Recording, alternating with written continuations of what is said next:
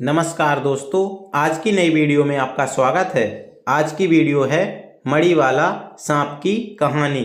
कहानी की मदद से दोस्तों हम हिंदी पढ़ना भी सीखेंगे। चलिए वीडियो को शुरू करते हैं। गंगा के किनारे दो कुटिया थी, जिनमें दो सन्यासी रहते थे। दोनों ही सगे भाई थे। गंगा के किनारे दो कुटिया थी, जिनमें दो सन्यासी रहते थे। दोनों ही सगे भाई थे। उसी नदी के पास एक सांप का जैसा दुष्ट व्यक्ति भी रहता था। उसी नदी के पास एक सांप जैसा दुष्ट व्यक्ति भी रहता था, जिसके पास एक मणि थी और हमेशा तरह तरह की वेशभूषा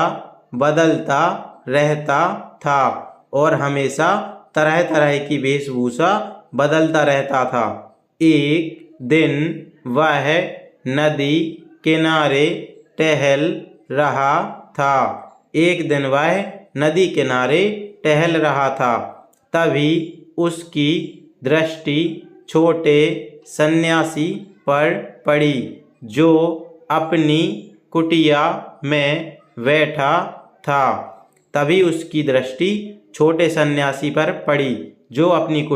बैठा था। सांप प्रवृत्ति दुष्ट उसके पास पहुंचा और नमस्कार कर उससे बातचीत करने लगा। पहले ही दिन से दोनों एक दूसरे के अच्छे मित्र बन गए।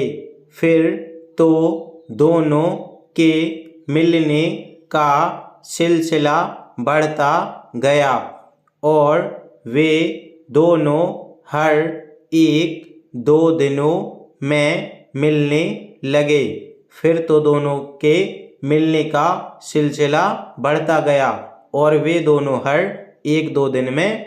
लगे। और आते जाते एक दूसरे का आलिंगन भी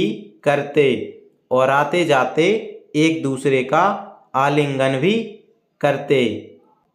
एक दिन सांप प्रवृत्ति दुष्ट अपना खुद के असली रूप में प्रकट हुआ।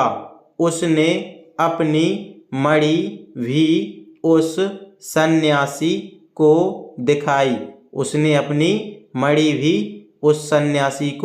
दिखाई।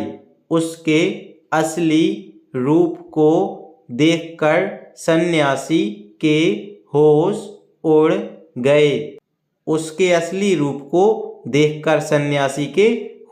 गए।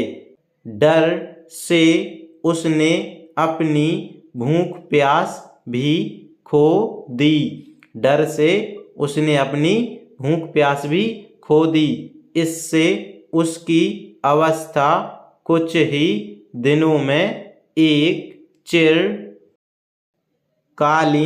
रोगी की तरह हो गई।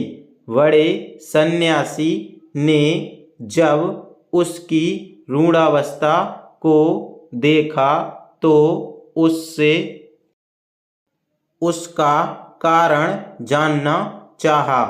छोटे भाई के भय को जान उसने उसे सलाह दी कि उसे उस सांप का जैसा दुष्ट व्यक्ति की मित्रता से छुटकारा पाना चाहिए और किसी भी व्यक्ति को दूर रखने का सर्वश्रेष्ठ उपाय है कि उसकी कोई प्रियतम वस्तु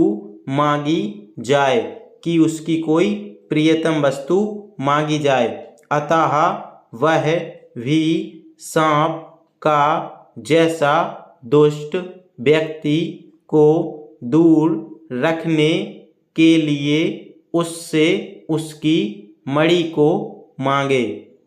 दूसरे दिन जब वह छोटे सन्यासी की कुटिया में पहुंचा तो सन्यासी ने उससे उसकी मणि मांगी। इसे सुन वह कुछ बहाना बना वहाँ से तुरंत चला गया। इसे सुन वह कुछ बहाना बना वहाँ से तुरंत चला गया।